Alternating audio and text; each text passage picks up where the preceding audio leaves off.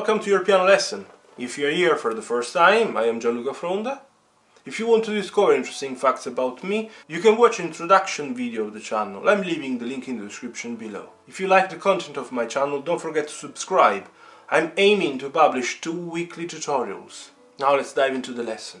It's time today for another arpeggio. We have to play and explain the E-flat major arpeggio.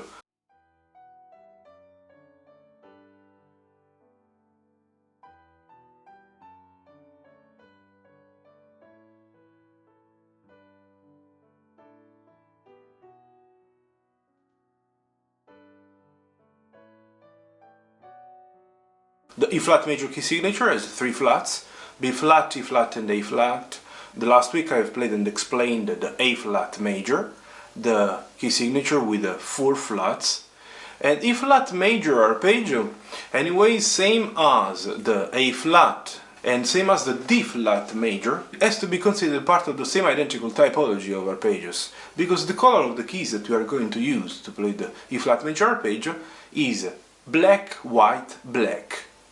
And indeed, same as the D-flat major, same as the A-flat major, is going to use the same identical fingering. Nothing is changing. Let's dive into the lesson to understand even more. As we always do, let's start from the notes of the E-flat major scale. So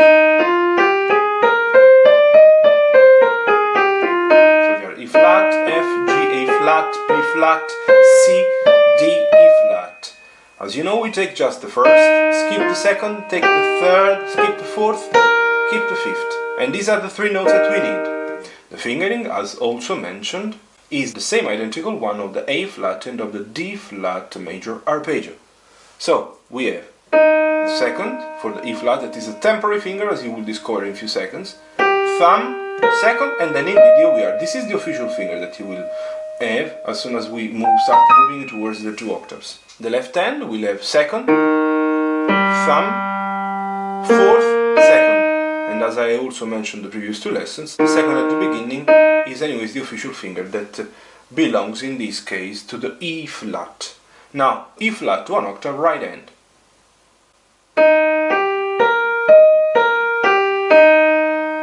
One octave left hand. 2 octaves with the right hand.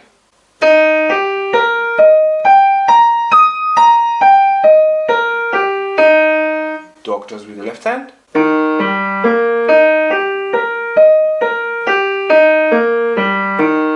One octave, hands together. 2 octaves, hands together.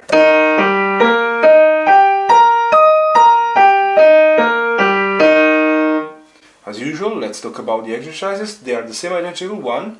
We don't start from the first note when it comes to right hand, but we start from the relaxed position, that is the first inversion of the E-flat. As usual, we have to first of all prepare the thumb passage, and we pause on the note just before the thumb passage. Exactly the E-flat, but you get ready with the thumb on the following note, that is the G. So you do. And this is exercise number 1. Exercise number 2 will be the one of playing the note played by the thumb, but getting ready in position.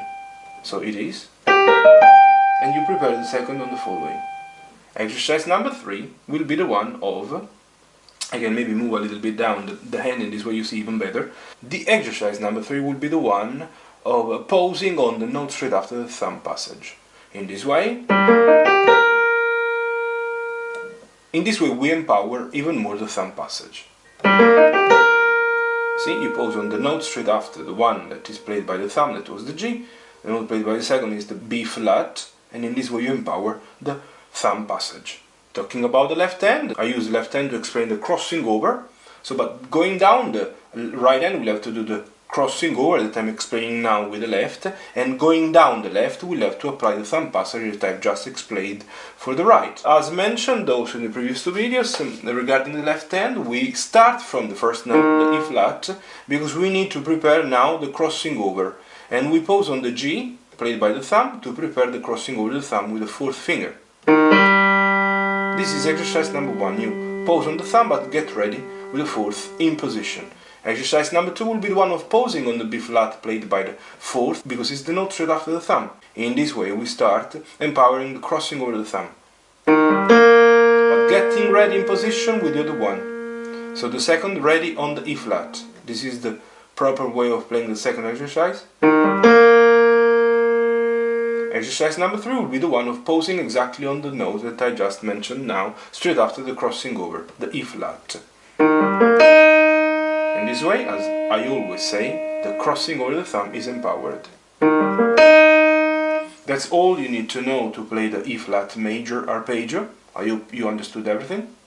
I really hope you have enjoyed the lesson, that you've understood everything, that is becoming finally clear to you how I'm considering the arpeggios, and I really hope that you are understanding how to memorize them, because if you have understood really the principle, it will be simple click and then you play whichever is the arpeggio that is asked. I can ask you E flat, A flat, D flat, and you know that it's about simply shifting the hand position and remembering the same identical fingering. If it's the first time you're landing on my channel thanks to this video, don't forget to subscribe and see you in the next one. All the best.